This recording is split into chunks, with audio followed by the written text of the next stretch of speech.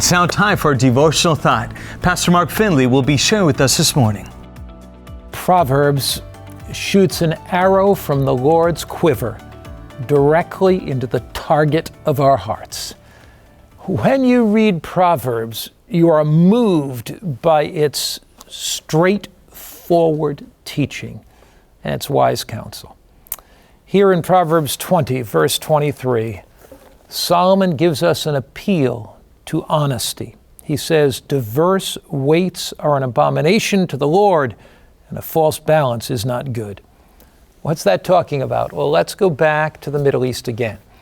Let's suppose that I'm going to buy a very precious spice, but the seller of that spice will need to weigh it out. So you have these balance scales. He puts weights on one side. Let's suppose he puts 12 ounces on this side.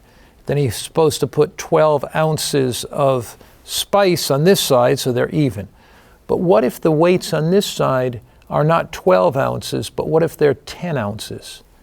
But he tells me they're 12. So he saves on the precious spice 2 ounces each time to make a profit. So the Bible says in Proverbs chapter 20, diverse weights are an abomination to the Lord. A false balance is not good. Proverbs appeals for honesty and integrity in all that we do. The story of Captain Joseph Bates is the story of a man that had amazing honesty, amazing integrity. God longs for us to live with integrity, longs for us to live with honesty. Joseph Bates had sold on one occasion quite a bit of cargo down in the Caribbean when he was traveling in the Caribbean. And he sold this cargo to a tribal chief there. Bates left in the boat to travel back home, and he recognized that the tribal chief had overpaid him. Bates had spent many, many years in the sea as a sea captain. So what was he to do? He recognizes that he's been overpaid. He's sailing away. This is in the 19th century. And he decides to turn the boat back, to go back, to pay this man's fee back to him. And the chief is just amazed. This is why Joseph Bates established so many positive relationships every place he went. Because Joseph Bates, one of the early Seventh-day Adventist leaders, was a man of integrity. He was a man of honesty. He was a man that paid debts on his ships. He paid his crew a just wage. On one occasion, Joseph Bates had a dream. And he dreamed that God wanted him to go to Battle Creek, Michigan. John F. Loughborough, another Adventist pioneer, tells the account. He says that Joseph Bates has this strong impression from a dream. It prompts him to change his travel plans and to go to Battle Creek in 1852. Now, there were no known Adventists that were going to live there. So Joseph Bates comes to inquire of the postmaster. As he comes to the postmaster, he says to the postmaster, "Who is the most honest man in this town, the man that has most integrity?" The postmaster says to Joseph Bates, "Well, I can tell you the man. It's David Hewitt." And so Joseph Bates goes to the home of David Hewitt early in the morning, knocks on the door. "Mr. Hewitt, yes, I understand that you are the most honest man in town." Hewitt says, "Well, some people might say that." And he said, "I have something I want to share with you. Can I come into your home and study the Bible?" So they study together.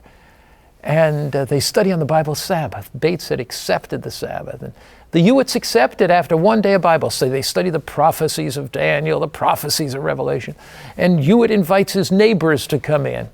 And this small band of believers found at that place in Battle Creek began to meet in Hewitt's home. And it was there in 1853 The two more founders of the Adventist Church, James and Ellen White, along with Loughborough, meet with these believers in their first visit to Battle Creek. At the arrival of these workers, just thrilled, just absolutely thrilled, these new early Adventists there. But what was it that caused Joseph Bates to go looking for David Hewitt? It was Bates' own honesty. It was Bates' own integrity. It was the fact that Joseph Bates was a man of character, and he wanted to find somebody else that was a person of character that he could witness to.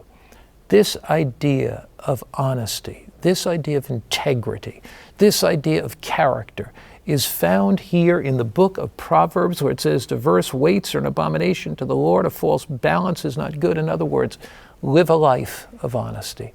Live a life of integrity. Live a life in which your character is the most important thing in your life. You know, my father taught me this from a very, very young age. One day, Dad and I were walking home from church. By this time, I was about 17. I had become a Seventh-day Adventist. And as we were walking home from church that particular day, it was a fall day in New England, where I lived, was born and brought up in the state of Connecticut. The leaves had fallen off the trees, so quite a few leaves on the sidewalk, and Dad kicked a few leaves, and he saw an envelope there. Now, we didn't have a lot of money in those days at all. And Dad saw that envelope. He picked it up, and as he looked at that envelope, there was maybe $150 or $160 in cash in the envelope. Dad looked, and he knew immediately what had happened. On Friday, in our town, in the mills, we had a mill town. On Friday in those towns, people got paid. And Dad knew somebody had gotten paid.